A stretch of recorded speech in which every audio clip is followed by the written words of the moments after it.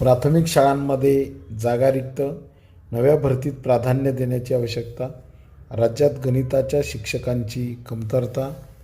राज्यातील प्राथमिक शाळांमध्ये असलेल्या शिक्षकांची कमतरता हा नवा विषय नाही, पण गांभीर्याची बाब म्हणजे बहुतांशी प्राथमिक शाळांमध्ये गणित आणि विज्ञानाचा शिक्षक नसल्याचे समोर आले आहे. समायोजनानंतरही परिस्थिती फारशी बदललेली नसून नव्या भरती प्रक्रियेत गणिताच्या शिक्षकांना प्राधान्य देण्याची गरज तज्ज्ञांनी व्यक्त केली आहे.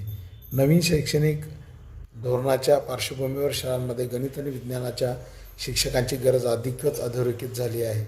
विद्यार्थ्यांच्या तार्किक आणि आकलन क्षमतांच्या विकासासाठी दोन्ही विषय महत्त्वपूर्ण आहेत, मात्र याकडे सर्रासपणे दुर्लक्ष होत असल्याची भावना प्राथमिक शिक्षकांनी व्यक्त केली. अनेक वर्षांच्या प्रतीक्षेनंतर शालेय शिक्षण विभागातर्फे शाळांमधील शिक्षकांच्या रिक्त जागांवर लवकरच भरती केली जाणार आहे. त्यात